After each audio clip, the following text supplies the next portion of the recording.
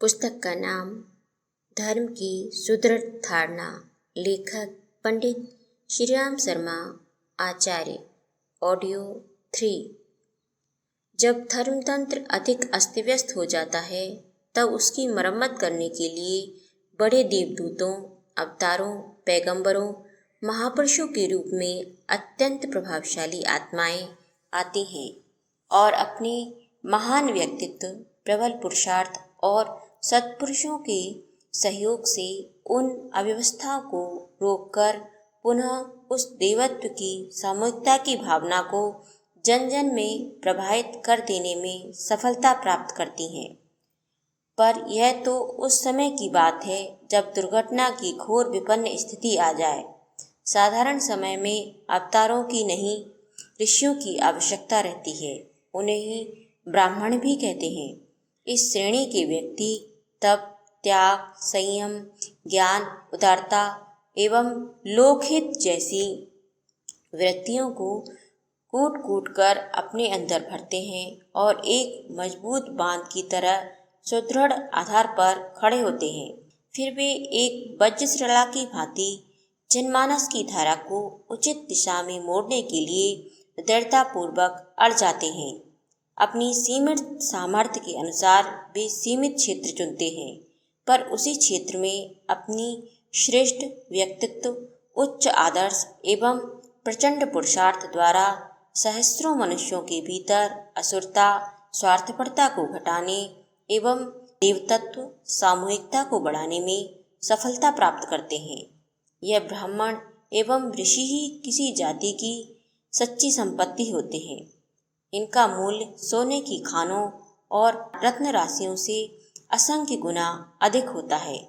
जिस देश में, जिस समाज में सच्चे ब्राह्मण पैदा करते रहने की प्रसव शक्ति होती है, उसकी विजय वैजयंती सदा दसों दिशाओं में फहराती रहती है। धर्मतंत्र का कलेवर अत्यंत विस्तृत है। वेद, शास्त्र, दर्शन, स्मृति, पुराण आदि के सहस्रों ग्रंथ मौजूद हैं। जप, तप, संयम, ध्यान, साधन आदि के अनेक विधान हैं। तीर्थ यात्रा, ब्रह्मभोज, दान पुण्य, कथा कीर्तन, व्रत, उपवास, त्योहार, संस्कार आदि अनेक कर्मकांड हैं। इन सब का एकमात्र उद्देश्य यह है कि व्यक्ति अपनी अंतरात्मा में ऐसे विचार, विश्वास, भाव एवं संस्कार धारण करे जिनके द्वारा उसकी व्यक्तिगत स्वार्थपरता घटे और लघुता को महत्ता में, आत्मा को महान आत्मा परमात्मा में विकसित करने की प्रेरणा मिले। सबके अंतःकरण में निवास करने वाली प्राणी मात्र की एकता की, सबके साथ आत्मभाव स्थापित करने की विश्व मानव की उपासना ही ईश्वर आराधन का तत्व ज्ञान है। इस दार्शनिक तत्व को स्वाध्याय, सत्संग, साधन, कर्मकांड, दान पुण्य आदि अनेक प्रकारों के माध्यम से हृदयंगम करने का प्रयत्न किया जाता है। परंपराओं के अनुसार धर्मतंत्र के यह विधि विधान तो चलते रहते हैं, पर कालांतर में उसके भीतर छिपे हुए सिद्धांतों, आदर्शों और तथ्यों को लोग भूलने लगते हैं। ब्राह्मणों, ऋषियों का प्रधान कार्य इन उपचारों की सहायता से जन साधारण की अंतरात्मा में देवत्व की मनोवृत्ति को प्रदीप्त करना होता है। साधारण जनता के लिए उथले मानसिक स्तर को देखते हुए वे अनेक आयोजनों की व्यवस्था करते हैं, पर मूल लक्ष्य एक ही रहता है कि मनुष्य अपनी शक्तियों से केवल अपना ही लाभ न सोचे, उसे अपनी सहायता द्वारा दूसरों का हित करते रहने के महान तथ्य का भी ध्यान रहे। कम से कम दूसरों के अधिकारों का अनीतिपूर्वक हनन तो ना करे। मनुष्यों की यह मनोवृत्ति जितनी ही प्रबल होती जाती है, उतनी ही सुख शांति की संभावना संसार में बढ़ती जाती है। हमें स्मरण रखना चाहिए कि मनुष्य की व्यक्तिगत और संसार की सामूहिक सुख शांति उसकी अंतरात्मा में निवास करने वाली सामूहिकता पर एक दूसरे के लिए त्याग और सहयोग करने की भावना पर ही निर्भर है। पाश्विक वृत्ति, स्वार्थपरता पर नियंत्रण स्थापित करना ही असंख्य प्रकार के कष्टों पर विजय प्राप्त करना है। चूंकि यह कार्य भौतिक नहीं आंतरिक है, इसलिए इसे राजदंड आदि किसी बाह्य उपाय से पूरा नहीं किया जा सकता। इसके लिए तो धर्मतंत्र ही सर्वश्रेष्ठ प्रक्रिया है। इसकी रक्षा के लिए सत्पुरुष अपना जीवन बलिदान करते हैं और इसी के लिए भगवान तक दौड़े आते हैं। हमें इस धर्मतंत्र पर विचार करना होगा और उसे सुव्यवस्थित करने के लिए मजबूत कदम उठाना होगा। तभी संसार की सुख शांति को स्थिर रखने वाली मनुष्य की एकमात्र दैवीय प्रवृत्ति सामाजिकता एवं सामूहिकता को सुव्यवस्थित रखा जा सकेगा। धर्मात्मा के लक्षण। जिस प्रकार सूर्य उदय होता है या नहीं, यह बात किसी को बतानी नहीं पड़ती। उससे उत्पन्न होने वाली गर्मी और प्रकाश स्वयं इस बात का परिचय दे देते हैं कि सूर्योदय हो गया है।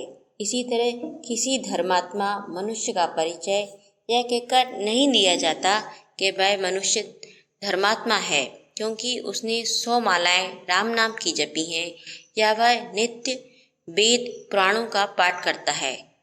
कोई मनुष्य धर्मात्मा है या नहीं, इसका पता उसके आसपास रहने वालों के प्रति उसके व्यवहार से अपने आप लग जाता है। अगर उसका स्वभाव अपने चारों ओर रहने वाले व्यक्तियों पर सुखदायक पड़ता है और उसके कारण उसके दुखों का मोचन होता है तो उसका धर्मात्मा होना स्वयं ही सिद्ध हो जाता है। किसी भी व्यक्ति का धर्मात्मा होना जप तप और पूजा पाठ से नहीं नापा जा सकता।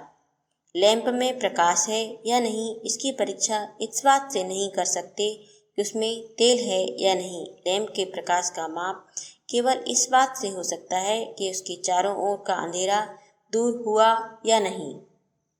सूर्य बिना तेल बाती की भी प्रकाशमान है। बुझा हुआ दीपक तेल बत्ती की होते हुए भी प्रकाशहीन है। इसी तरह कुछ मनुष्य पूजा पाठ के बिना भी धर्मात्मा हैं, वे सूर्यवत हैं, और अन्य कितनी ही मनुष्य पूजा पाठ करते रहने पर भी धर्महीन हैं, वे पाखंडी हैं।